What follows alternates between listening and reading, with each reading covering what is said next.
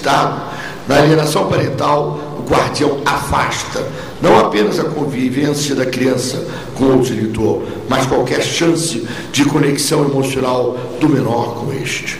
Tal afastamento será exacerbado e facilitado nos casos de sequestro internacional de crianças. A retirada unilateral por um dos pais do Estado onde reside o menor é, em via de regra, também aquele do outro genitor, implicando um afastamento físico entre a criança e um de seus pais.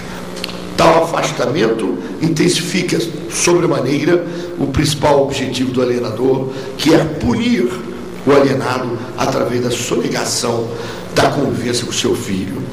A comunicação não verbal e a proximidade física revelam-se como critérios de segurança da criança pelos quais ela ofere afeto.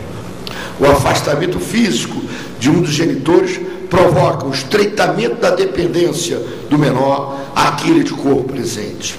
Fatos que o mesmo dentro de uma amistosa relação já teriam consequências para o menor, tornam-se ainda mais complexos quando o guardião tem por objetivo eliminar o outro da vida da criança, tornando os efeitos da abdução quase irreversíveis.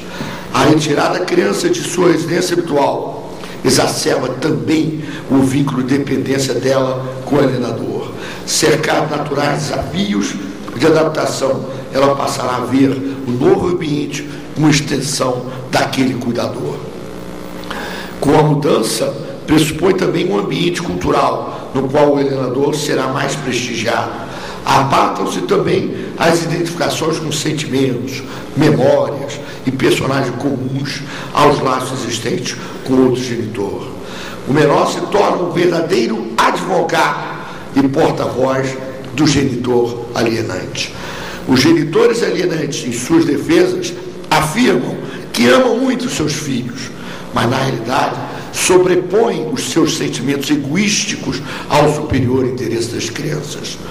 Afirmam que estão sempre a defender o filho, para que a vontade deles seja aceita e obedecida.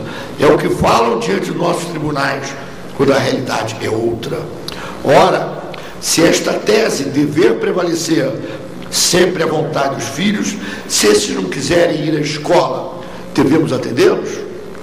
É o mesmo quando escutamos de uma criança que não quer ver o pai e com ele sair. A abdução do menor é um dos modos empregados pelo alienador para que logre seus objetivos. A guarda, sendo exercida em território estrangeiro, diverso tanto do menor quanto do cônjuge já alijado do convívio diuturno, implica em um aumento das já calorosas dificuldades de combate à alienação. Entremeados a temas profundamente íntimos, os quais naturalmente exercem uma certa timidez na sua descrição, tais situações exigem também a apreciação do conflito em diferentes jurisdições, realçando o caráter de interesse público da proteção de menores.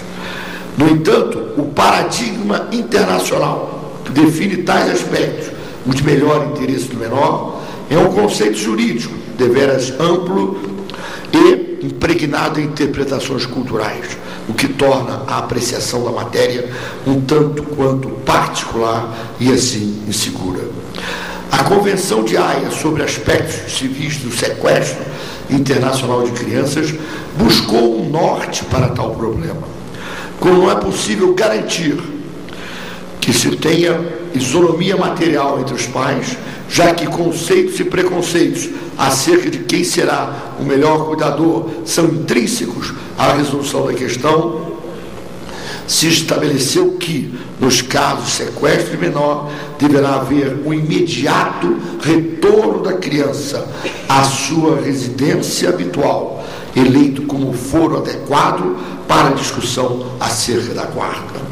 Deste modo, a controvérsia deveria ser sanada rapidamente em relação ao conflito de jurisdições, deixando o mérito para ser resolvido no local onde a família vivia habitualmente, ou seja, no foro com o qual todos os participantes têm alguma intimidade. Vale lembrar que a subtração do menor no mais das vezes, é feita com a ocultação do seu destino. Ao genitor alienado caem todos os ônus, sendo obrigado a encontrar em país com o qual muitas vezes não possui quaisquer conhecimentos. Não apenas a localização do menor, como também modos de desconstituir a imagem negativa forjada pelo alienador contra o estrangeiro, a quem já se tem receios pela diversidade de hábitos. Assim, ao apresentar-se como signatário da Convenção, o Brasil corroborou os valores ali apresentados, entre eles a decisão pelo foro adequado para a discussão. Não pode, portanto, subsistir a intensa controvérsia a respeito do procedimento para tal medida. Apesar do esforço internacional empreendido para que haja o mais imediato possível retorno da criança ao local onde é pertinente discutir sua guarda, ainda se esbarra em algumas discussões que impedem a efetivação da Convenção da Haia. Esta Convenção sobre os aspectos civis do sequestro internacional de crianças expressamente protege o direito de guarda, silenciando acerca da convivência. Reparem o artigo 3º desta Convenção. A transferência ou a retenção de uma criança é considerada ilícita quando tenha havido violação a direito de guarda atribuído à pessoa ou à instituição ou a qualquer outro organismo individual ou conjuntamente pela lei do Estado onde a criança tivesse sua residência habitual imediatamente antes de sua transferência ou de sua retenção. Letra B, esse direito estivesse sendo exercido de maneira efetiva, individual ou conjuntamente no momento da transferência ou da retenção, ou dever está-lo sendo se tais acontecimentos não tivessem ocorrido.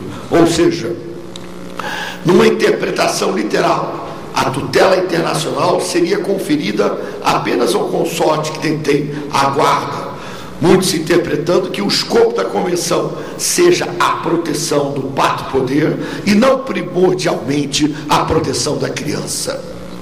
Tal interpretação, no entanto, não pode prosperar sobre a ótica do direito pátrio. A Convenção de Haia, internalizada como lei ordinária, também sofrerá a filtragem constitucional. Assim, a apreensão da norma deverá ser respaldada pelos princípios constitucionais, entre eles a proteção integral da criança. Tanto o Estatuto da Criança e do Adolescente quanto o Código Civil de 2002 buscaram em diversos dispositivos declarar o direito da criança à convivência familiar. Enquanto o ECA debate-se mais nos direitos da criança, o Código Civil foca no exercício do poder parental. Vejam os artigos 1589 do Código Civil. O pai ou a mãe, em cuja guarda não estejam os filhos, poderá visitá-los e tê-los em sua companhia. O 1632, a separação judicial, o divórcio e a dissolução da união estável não altera as relações entre pais e filhos, senão quanto ao direito